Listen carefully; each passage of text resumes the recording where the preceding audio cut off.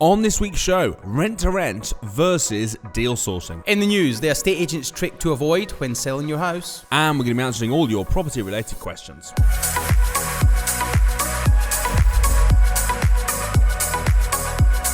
Welcome to the Property Investors Podcast. Thanks so much for tuning in. Make sure you subscribe so you never miss an upload. You can catch us on Apple Podcasts, Spotify, and YouTube. Enjoy this week's show and don't forget to share it with all your friends. Hi, I'm Russell Leeds. I'm Alasdair Cunningham. And welcome to the Property Investors Podcast. Having trouble with your mic there? Yeah, I'm just sorting out because I want to be able to sit back a little bit. Because you've grown. I've grown by a centimetre. Yeah, that's very impressive. True. Does he look True. I mean, my chair is quite low. Maybe I should just... Don't put it up normal because I'm feeling quite good at the minute. Hold on. I'm back to normal now. Hold on. I'm actually going to put mine down. This is just no, I'm back to normal. The reason we say that is I've been going to see a chiropractor for the last 3 months. Various issues. I've got lots of problems with my. A lot of it stems from the Ugandan waterfall accident. I didn't realise, but it does. Like, for instance, when I went to see the chiropractor, I didn't know this. Oh, by the way, I've got a great picture. If I can find it. Have you got that picture? Yeah. Get it, and show people all the bruises. Yeah, I'll show you. Do you remember when I come out one day? So we had this big waterfall accident a couple of years ago. Simon broke his leg. It wasn't that big news, but anyway, we all got a little bit hurt. And I came down the next morning completely like nothing broken. I was just in a lot of pain. And I literally went. I said, I feel something on my back. Somebody have a quick look. And I pulled my top up, thinking there was nothing there. And they all were like, "Whoa!" And it turns out my whole back was black. It with was very bruises. Black. But anyway, you've been to the chiropractor. Anyway, I went to chiropractor because I've had ongoing issues with my back. And it turns out my pelvis was twisted. I didn't realise. But I was actually an inch shorter on one side than the other side, pretty much. How short was that side then? Dude, I don't know. But I was pretty much... Honestly, I was quite far out. And it was causing all sorts of problems with my spine and with my nervous system and all that sort of stuff. And you're now a centimetre taller? I'm now just under a centimetre taller. 5'7" and 1 centimetre? Yeah. And... honestly, I've been back from my follow-up, my checkup, my 3-month checkup this morning, my review, and they're incredibly impressed. I'm very impressed with what's happened. So I can highly recommend go and see a chiropractor. And if you want my recommendation, go to N8 Health in Finchley. Really, really good. Any health? N8 Health. Oh, N8 Health. N8 Health in Finchley. It's actually an N12. I don't know why they've done that. Maybe they called it N8 Health and then moved premises. But what I will say is I feel freer. My shoulders feel freer. My neck feels freer. My body feels a lot better. I don't get the pins and needles anymore. And yeah, go and see a chiropractor. Best decision I ever made. Well, you've been, haven't you? I have. Yeah. But they said I'm fine. Yeah, well, I was a bit messed up, so. Yeah. But obviously when they said you were fine, they didn't really know you, did they? They only assessed you. They only looked at my body. Okay, yeah, they didn't know you as a person. No, well, the first time I went to I was fine. Second time I had a little bit of work because the way of holding kids on my hip, it sort of put me out slightly. Yeah. I went to go a couple of times and then they said, "Yeah, you're fine. You don't have to come anymore." Okay. Maybe they just found me really annoying. Yeah, you're fine. Please don't come back ever. More of a please don't come back ever. So. Maybe. Cool, man. What have you been up to? Well, as you can see, I'm juicing. So when we mentioned this, I can't remember what show it was on now. I'm losing track, but 2 days into no food. I'm doing 7 days no food. Total fast 7 days. Well, not a total fast because you're drinking. Does a fast mean water as well? No, a total fast is food, isn't it? Not a fast was if you. I've got some Muslim friends who do they call it a water fast, and they do a complete fast. Water fast, can't have anything. Fast means nothing goes in your mouth. No food or drink goes in your mouth. No, it doesn't.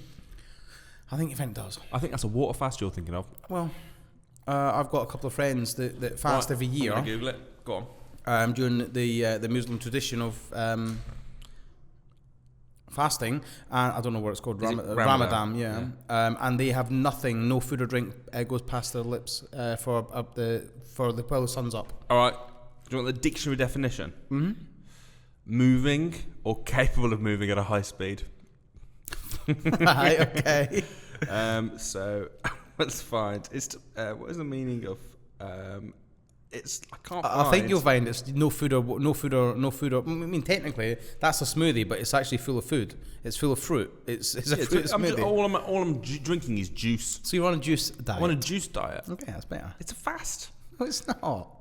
Fast. Oh, now I've put fast food and it's coming up like McDonald's. And you're getting all hungry. Fast definition. Let's just agree to disagree on this. All right, you guys let us know if you're not eating any food, and you're just drinking juice. I'm having 4 juices a day. Okay, how are you feeling? I feel really crap actually. At least you're admitting I felt fine yesterday. I felt fine this morning. Last hour or so. Do you not just want like a nice? Do you know what I saw here coming this morning? Big billboard on the tube as I went past. Do you know McDonald's? Bought the Grand Big Mac back. Grand Big Mac is I had back. one the other day. The Grand Big Mac. Oh, it's beautiful. Maybe we can get a picture of a Grand Big Mac. Stop talking about Big Macs. A huge Grand Big Mac. Maybe get one of them. Maybe can we send somebody out to go and get one? Just sit it on the table. He's such a dick, isn't he? He's such a dick. Oh man, let's crack on. All right, so this week's show we're talking about rent to rent versus deal selling. The reason is we got asked the question and we thought rather than just answer the question, really good topic, let's do a whole isn't it? show about it. Would you rather be a rent to rent king or something, or a deal sourcing legend? Yeah, well, it's a really good question. It's a really good topic. It's something I get asked a lot. Now, let's just clarify from the offset. Both of these are they're not passive. They're not passive until you systemize it. Okay, so it's not like buying a house like a HMO and giving it to a manager and getting them to take care of everything and rent it out. Rent to rent is very active, very hands-on. Service accommodation is very, very hands-on, and deal sourcing is very hands-on, very much hands-on. It's very active, but they both cannot be. Like for example, so Ricky, obviously one of our students, joined the academy, went on Rent to Rent Revolution. He now helps us with training, and he's been doing it for years now. He doesn't do anything for any of his service accommodation. He doesn't now, but he did to begin with. Not really. Do you know something, actually? It's actually a very good point, because you could say it's not passive. Just a normal property. Just as a normal property. Yeah. Because it depends how you manage it. So I retract what I said. Deal sourcing's active. Maybe rent to rent and service accommodation could be very much passive as long as you systemize it very well. Well, deal sourcing is just a great business. So with deal sourcing, it very easily can be passive as long as you run it like a business. Well, Better Sourced, my deal sourcing business, that's very, very systemized. So I have staff doing all of that. So for me, that is fairly passive. So basically, it's not 100% passive. Basically, everything you've said, you're kind of taking back, aren't you? No, not really, because I'd done deal sourcing for 1.5 years, nearly 2 years before I systemized it and before I sort of stepped away. So to begin with, deal sourcing is very active, and you have to, so you understand the business. You cannot. There's nobody on this planet can safely and effectively start a deal sourcing business today, systemize it tomorrow, and be hands off. It's just because they wouldn't do it properly. They might do. No, they wouldn't. I don't think there's anybody. I reckon I could. I doubt it. I'm like tempted to try it now. I reckon you just hire the right people. Yeah, okay, all right, maybe, but then you've got money to start with. Most people that are starting deal sourcing business are starting because they haven't got loads of money to invest. You could do that because you've got money to invest. So you could put 30 grand into it. That will see you through for the first 4 or 5 months until you've got an up and running business. Yeah. But you're not going to be able to make money from day one, are you? Potentially. And the reason most of our students will be getting into deal sourcing is because perhaps they haven't got a big bank balance to go and invest in property. Okay. So they're using it as their income generation. Let's assume then that you're getting into rent to rent. There's lots of seeds in them drinks, isn't there? There's loads, and they're all stuck in my teeth. Oh no. Really annoying. Also, there's no water today. What's the hell? It's because we've not got Nick. Is it because we've got Adam? Adam, yeah. He's shaking his head. I know. You know he's going to put some funny edits in now, don't you? No, I'm kidding. So go on. What were you saying? So I was saying, so imagine, like, do you know, I'm half tempted. We should do this as a challenge. Like, we should do like a week. No, it's not fair because you've got a massive advantage because you've already got a deal sourcing business. But imagine if you were starting from scratch, rent to rent, deal sourcing. What do you think would be better to get started? You've got no money, so you're going to have to. It's not passive to get passive because you've got to put your time in. It's time, yeah. 100%. Pros and cons. I'll fight for rent to rent. You fight for deal sourcing. Let's argue it out. Deal sourcing, right? Okay. Or we could fight. Do you want to fight it out? I'm very happy to. Dude, we should do that. We should. Charity boxing match. Because I don't mind that. No. Because. Yep. Do you really want to do a charity boxing match with me? I'd love to. Really? I've been wanting to punch you in the face for so long. Yeah, but dude, like my dream look at come the size true. of them hands. Look at them girly little hands you've got there. Yeah, but you punch me and you break your finger or break your nail. It doesn't matter because you're not going to catch me, are you? I'm just going to be there. Yeah, rope-a-dope. Be amazing. Oh, that would be funny. It would actually be quite funny. It would be hilarious. It would be hilarious. Let's do it. No, but we couldn't because none of us would want to win. What do you mean none of us? None of us would want to lose. I'd kick your head in. None of us would want to lose. Obviously. No, of course not, innit? Maybe. Right, anyway, deal sourcing, rent to rent. Yep. Okay. Deal sourcing. What are the pros? The pros are if you do it right, you can make a lot of money. Yeah, but you can do that rent to rent. Yeah, but rent to rent, the costs of rent to rent starting up are very. So the startup costs. I'm going to beat you on startup costs. Let's look at startup costs then. Go startup costs. Deal sourcing. Compliance costs are about £1,500 to £2,000. Yep. The same as for rent to rent. No. Yes, if you do it properly. Legally, you're going to have a compliant company set up for rent to rent. It doesn't cost as much as deal sourcing though. Okay, you'll save about £300. It's still about. Okay, so you're about £300 up. Yep. Deal sourcing. Okay, initially it's your time to go out and look at property. So you'll be looking at rent to rent, same thing. Yeah. You'll be looking at costings for fuel, costing for hotel, all that sort of stuff. And then you secure a couple of deals, find an investor, sell it on to the investor. Boom, shakadala. You get paid in the middle. No, you don't. Because you've got the problem with deal sourcing. You've got two aspects to it, right? So the first aspect is you got to go and find the house and negotiate the deal. Mm-hmm. And the second aspect is you've then got to go and find an investor. And you've got to marry them up. Of course you have. Yeah. So with rent to rent, you've got to go and find the house, but then. As long as you agree to deal with the landlord, that's it. Yeah. So you've got to do twice as much work. Yeah, in some cases, but you don't need 100 investors to start making money from deal sourcing. And then the other thing is, you've got to do twice as much work to make fit money once. Where with rent to rent, I've got to do that work, and then boom, shack it every single month. Might make. The reality is, there's some properties in rent to rent where you can make £1,000, £1,500 a month. The reality is, most of them are making £500 to £600 a month. That's the reality. Oh no! I'm only going to make £600 No. a month. I know, but you find 2 deals a month, you're making £3,000-4,000 a month just from deal sourcing. Now, yes, it's active. Yeah, but you find two deals a month in rent to rent. You're making passive £1,000, maybe £1,500 a month. But then you find 2 the next month. Yeah. And then 2 the next. So 3 months in, I'm kicking your ass. Then the people that are looking to get into this business are not going to have lots.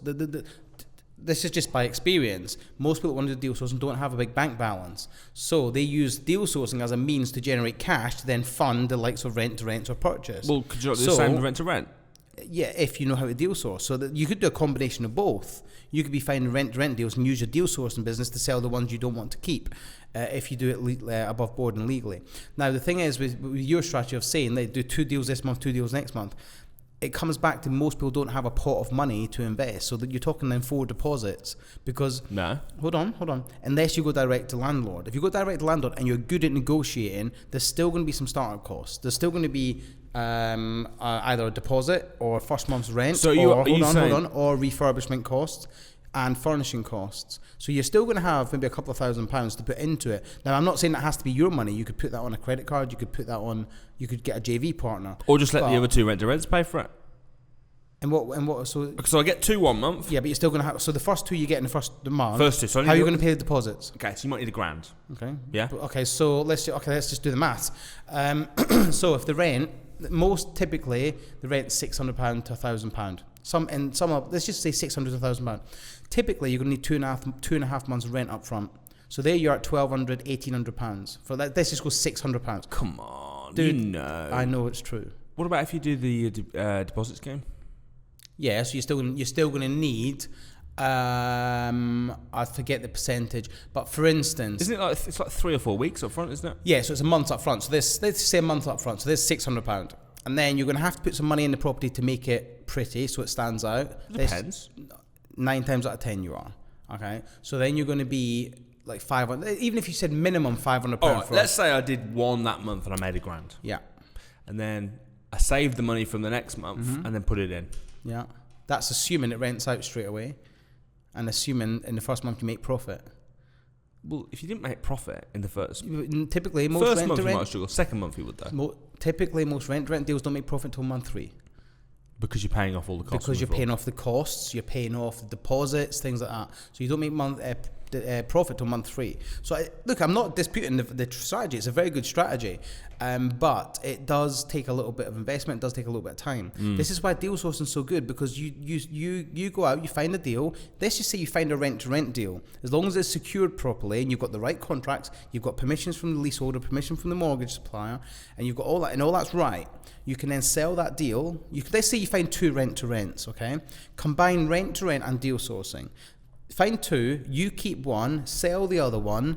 Once that money is then yours and it's no longer held up in the client account, you can then use that money to fund your one, to get your one set up. This is what Ricky done. This is how he done it so well, because he had his sourcing business and his rent-to-rent business side by side, and one funded the other after obviously the refund period ended and the money was his. And he used that to fund his rent-to-rents and to furnish them to better quality. What I love about deal sourcing is that you're putting yourself in the game, and you get in a situation where you're making lots of contacts, you're doing lots of deals. 100%. So suddenly it means that you get all the contacts and the kudos in terms of getting in with people as a really cash-rich investor. Yeah. When maybe not. Well, Yeah. probably not. That's what I love about deal sourcing, is you're meeting lots of people. So like I'm buying a deal at the minute that come directly from the agent before it even hit the markets, and it's just because Well, of that deal happens all the sourcing. time. Happens all the time. Happens like 4 or 5 a month. Sometimes weekly I get this. And I'm not saying deal sourcing is better than rent to rent. It's just different. It's just different. And I think it's like part of the academy is the academy is a series of programs, a series of training programs, and we teach you to have a toolbox. So there's your toolbox. You want to go and do a deal, so you open a drawer for the right tool for that, the right strategy for that property, and then you buy it. So it might be you can't afford to buy it, so then you do it through rent to rent. Might be you can't afford to buy it, so you do it through deal sourcing. Or it might be a buy refurbish deal, so then you do a buy refurbish on it. It's a toolbox. So you should never go into a property deal with a fixed mindset of this is how you're going to do it. No, like I do HMOs, or I do. If you do that, you'll listen. You've got to be. I believe you've got to be very open-minded in this industry. The amount of times I've gone into deals to look, I've gone to viewings to look at a deal, and it's the guy's got it in his head. He wants X amount for it, and I'm like, well, using the knowledge I've got, I've managed to get him onto like a lease option, for instance, which he would never have thought of that. But if I didn't have that education, I would just say, well, he wants 80 grand for it. There's no 2 ways about it. I've got to give him 80 grand or we don't get the deal. But I got the deal. Yeah. And a lot of people wouldn't have got the deal in that situation. That comes from deal sourcing, because you're out looking at lots of houses and you're doing lots of viewings and you're doing lots of offering. You're speaking to lots of agents. I can't say you're going to have that with rent to rent, because with rent to rent, you're so fixed on, I want to get a rent to rent. I want to get a rent-to-rent HMO, rent-to-rent service accommodation. Now, you're still going to meet people in that sector. And again, rent-to-rent has its benefits, and it has its pros and its cons, as does deal sourcing. So deal sourcing, you can make a lot of money, more than you will on rent-to-rent. I don't know many, I honestly I cannot tell you many rent-to-renters that are making 20k plus a month, or even 10k plus a month. There's a few, but I know people. Yeah, I do know people. I'm not saying there's not, but there's more people making more money from deal sourcing, I believe. And I think you should be using deal sourcing as a vehicle to generate cash to then invest in rent to rent. Ideally, you want to buy the asset. Like I would always want to buy the asset over doing rent to rent. So I would use deal sourcing as a vehicle to put into rent to rent, or into buy refurb refinance, or to below market value, or whatever, HMOs. But the deal sourcing is the vehicle. And when you're generating the cash, you're out doing viewings, so you're finding the best deals, so you can get a mixture of deals. I suppose it depends on what you want as well. So if you're looking for a passive income cash flow, rent to rent is brilliant. Yeah, it is. Because you can get 3 or 4 rent to rent deals, and then yes, it's not 100% passive. You've got to speak to the agent a little bit, etc. But you're pretty much in a situation where you've got money rolling in every month without having to run a business. If you're more entrepreneurial, and you're more wanting to run a business, then deal sourcing probably is the way to go. But I definitely think rent to rent. If you're not an entrepreneur, I think rent to rent's easier. Oh, I think it's easier, yeah. Do you know what I love about rent to rent is it's opened the doors for people that wouldn't normally be involved in property to be involved in property, because the lower value of getting into it, so you don't have to have huge deposits anymore. So literally, if you've got a couple of grand, you could do a rent-to-rent service accommodation deal, and you could easily replace your income if you do it correctly. So that you could easily get a rent-to-rent deal making £700-900 a month, which for some people that would change their life. That would completely free them up from time-wise. From an investment point of view, look at it. I mean, if I said to you, give me invest $4,000 or $5,000 with me, and you're going to get $1,000 a month back, it's like you'd be an idiot to say no, wouldn't you? Because it's such a good deal. Are you offering it, mate? No. But it's just it's a good deal, isn't it? It is a very good deal. Yeah, so that's why rent-to-rent's good, and I think it's made property investing or property entrepreneurship much more open to a much wider demographic of people that could never normally do it or would never even think about doing it. And that's what I love about rent-to-rent. It's opened the doors, and it's got away from the traditional investors. You know, like these old school traditional investors that say rent-to-rent's not possible, rent-to-rent's illegal, all this rubbish about rent-to-rent. They don't actually know. To them, they've got such a broke mindset that they don't think anything's possible because they've done it once, and they see, well, if you want to do buy to let, you've got to put a 50% deposit down, and it's slow money and all that sort of crap. Well, for them it is, but I know so many people that are doing rent to rent, deal sourcing, like modern strategies, and making a lot of money, and they're doing it legally, they're doing it above board, they're doing it ethically. So what's wrong with that? We're business people at the end of the day. As long as we're not ripping anybody off, which we're not, and which none of the rent-to-rent people I know do. Now, it's like any business. There's dodgy deal sources, yes. I can name loads. There's loads of dodgy deal sources out there that are breaking the law. There's loads of dodgy rent-to-renters out there that are not doing it right, that are not doing it with the correct contracts, that are breaking the lease agreements, that are breaking mortgage agreements. But at Rent-to-Rent Revolution, we don't teach that. We teach them to do it correctly. And yes, it might take them a little bit longer to find that deal, but it's above board, it's legal, and the money they invest is a lot more secure. Yeah, that's most importantly, they're protected. Yes, they're protected. I was speaking to a rent-to-rent, well, not rent-to-rent, but a solicitor who specialises in rent-to-rent contracts and stuff. And he was telling me about someone who went into a rent-to-rent contract, used just a really dodgy template contract, spent like 10 grand doing up the apartment, and then the landlord was just like, I'm pulling out. Yeah. And they'd just lost 10 grand doing it. Do you know, the thing is, one thing I'll say with all these lower barrier to entry investments, i.e. rent-to-rent, deal sourcing, is it does attract people that haven't really got loads of money. So they want to try and do a lot. I see this a lot. They want to try and do stuff on the cheap. You see it on the Facebook groups all the time. Has anyone got a contract, a template contract I can use free of charge and all that? They want to do everything as free as possible, which is fine. I'm not against that.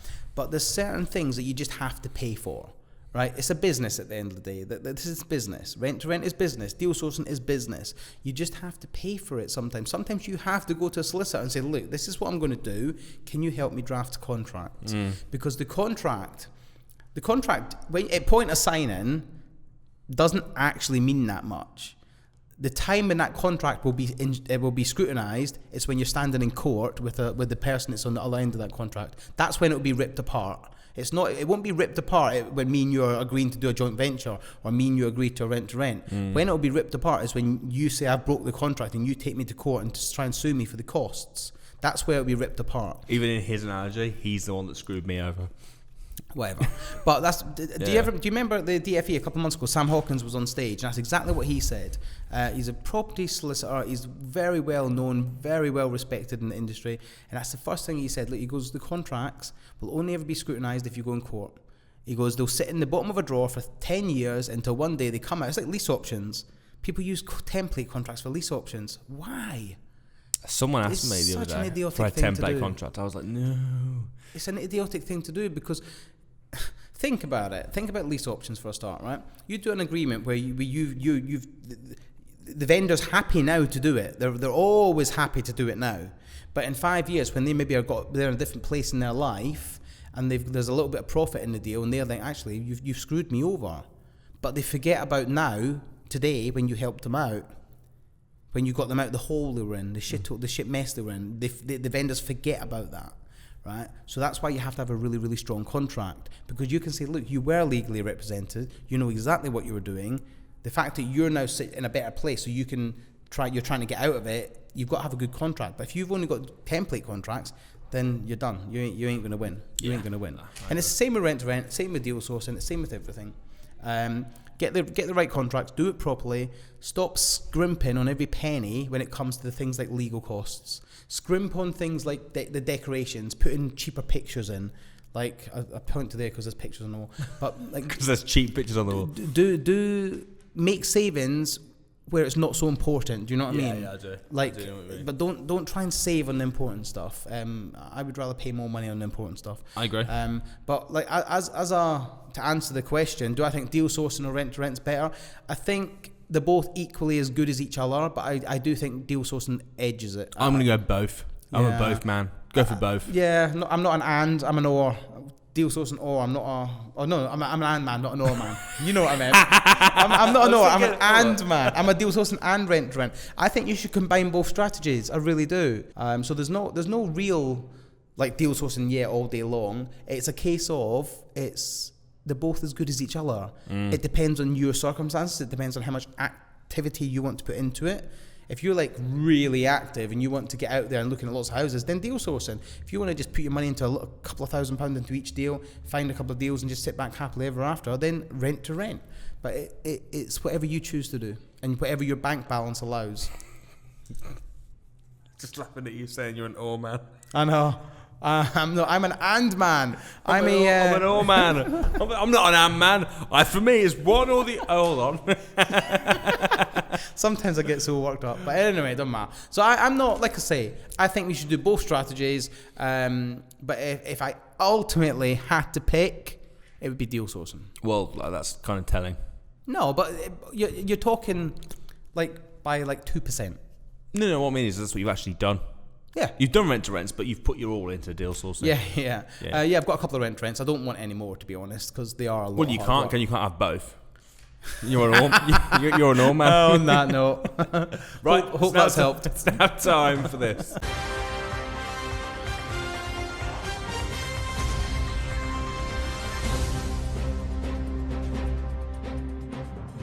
Okay, so in the news this week, we're going to take an article from the Express, and the headline is this: property, estate agent trick to avoid when trying to sell a house, expert warning. So estate agents are there to help homeowners when they move house. Although they will often help, they do not always act in the seller's best interest. An expert revealed the tricks you must watch out for.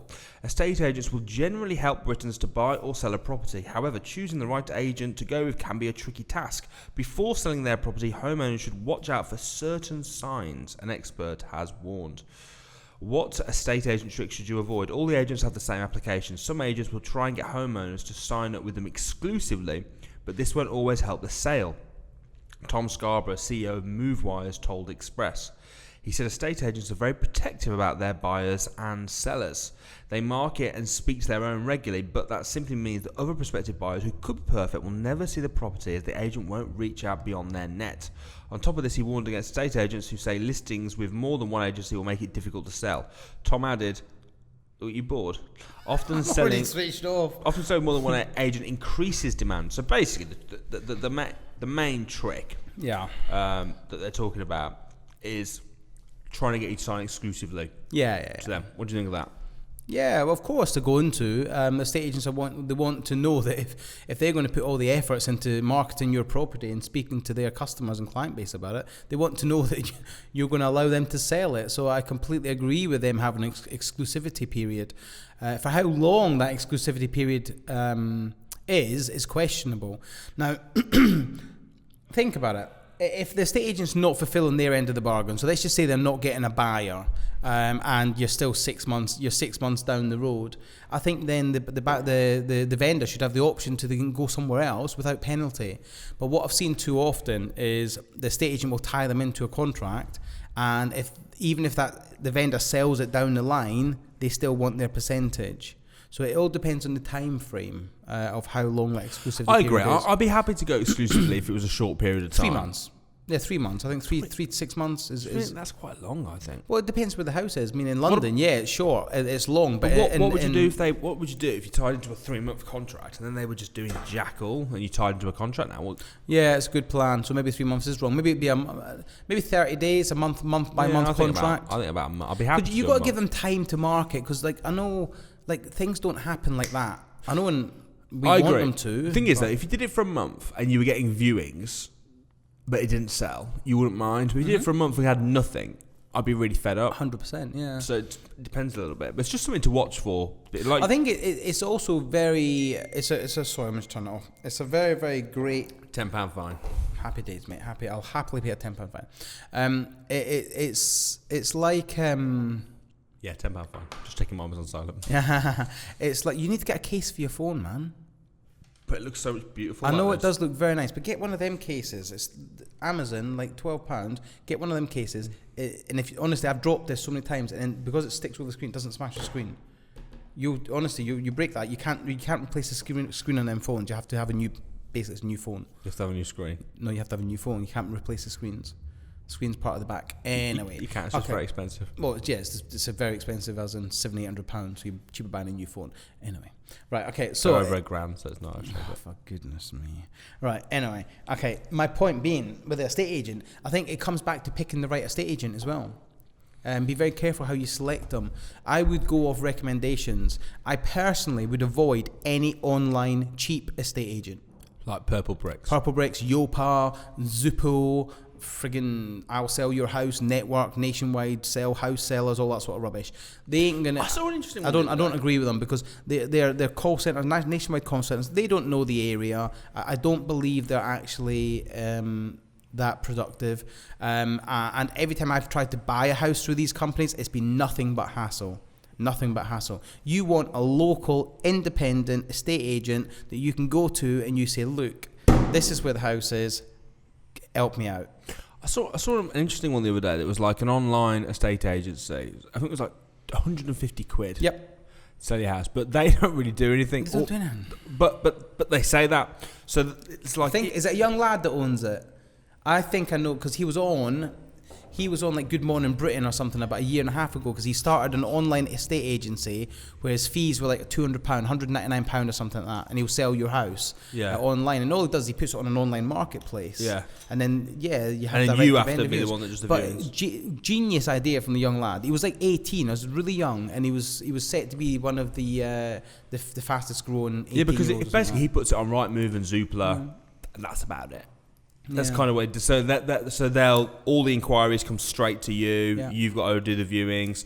They can do extra stuff, like they can do floor plans and pictures, but then each thing you have to pay for. Yeah, I think that's good.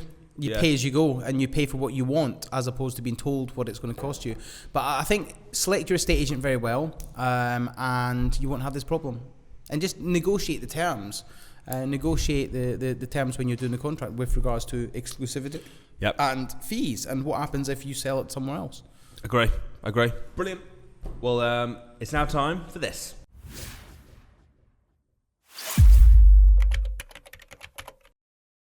Okay, so it's now time for your questions and our answers. So if you want to post us a question, you can look us up on Instagram. I'm at Russell Leeds. I'm Alasdair_Cunningham. Yep, so you can check us out there, or the Property Investors with Samuel Leeds group. So first question is from Enga Joseph Anyawanwu. Is that right?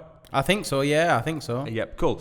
He says, please, I love your program. Getting more interested in what site can you check out people, what? I don't understand the question. That need the house apartments, and what site can you know all sorts of buildings that need to buy and invest in? Rightmove. Yeah, Rightmove. Okay, cool. Next question. Ahmed PL, how do you know and work out the end repair value of a property? So it comes down to refurb costs, essentially. Is that what the question was? The end repair value, so I'm assuming so. The done-up value. What does he mean? Done-up value? Okay, fine, I'm just going to go with it. Right, fine. First thing you need to do is you need to know how much it's going to cost to refurb. So to do that, get 3 builders. How many? 3. I was going to do that. How many? First thing to do is get 3 builders quotes. How many, please? 3. Right, and what we need to do is get 3 builders quotes. Yep. How many, please? 3, and you want to take an average of them. Don't go with the cheapest, don't go with the most expensive. Try and negotiate, work out your costs that way. Once you know how much it's going to cost you to refurb, put them on a time restricted contract, i.e., what I mean by that, if they say it's going to take 6 weeks, then hold them to it. Have penalties in place so that if they go over 6 weeks, there's a penalty for that. You get discount or whatever. And then to work up the done up value, see what's been selling nearby in the area for a property in a similar condition, and then use that as a done up value. Get a RIC surveyor out to come and value the property in a done up position, so when it's been done up, and then you can do a valuation from that. You could go down the route of commercial valuations if the property is suitable for commercial, i.e. 7 bedrooms or above, and it's basically a commercial property as opposed to residential. Very similar question following on from that. Hello there, Alasdair. Is that Ella? Yeah. Do you know what? I love Ella and Darren. They're such good assets of the academy. They're really good people. Yeah, and she doesn't know your name, which is cool. So she does. She knows my name. Alasdair with a D. Yeah. It's also a D. Because Darren's took the P out of her. What's the best way to work out the end valuation of property when, which you've just answered, when there are no direct comparables in the area? Yeah. Okay, it's very, very difficult when there's no direct comparables. I've got this exact same problem at the minute where I'm converting a property into hopefully a 7-bedroom HMO. There's nothing to compare it to. So all I'm doing is I'm getting a RICS valuation done on it by a valuing officer in the area. They're going to go out and value it. I'm also getting the people. I'm using bridging finance to purchase it. So the bridgers are going to finance it for me, and they're going to estimate the done up value. You could do it on a commercial valuation. So just to confirm, a commercial valuation is where they take a multiplier of the income. Depending on what the multiplier is in the area, it'll be between 8 and 12. So let's just say they'll take the rent overall, multiply it by the multiplier, and that will give you your end commercial valuation. However, for it to be a commercial property, it has to be a commercial property. You cannot just take a house and say, I want to have it as commercial. It's not as simple as that. You can apply for planning, can't you? You can apply for planning, yeah, but it's not as simple as that. Basically, after speaking to lots of brokers, I've spoken to many brokers about this, it comes down to, if the tenants all moved out and you can very easily put it back to a single let or a residential property, then it's not a commercial property. It has to have serious structural changes and alterations to make it a commercial property. That's what HMOs people do, don't they? Where they turn into a commercial HMO, yeah, and they put like bathrooms in and all that sort of stuff. Again, Ella, I'm sure you guys have got a good broker, but if you just drop me a message and I'll put you in touch with a really good broker, and they can advise you on that. So hopefully that helps. Brilliant. Well, guys, thank you very, very much for watching this week's show. Really hope you enjoyed it. We'll be back next week, same time, same channel. Do not forget to subscribe. Comment below with your thoughts. It can be thoughts about anything. It doesn't have to be about property. It doesn't even have to be about us. If you just hold on. I think we need to put a limit on that thoughts about anything, because it could be anything. We get a lot of females. We get a lot of female fans on this show. Well, that's because of your cheeky chappy smile. It's the dimples. See you next week. See you next time, guys.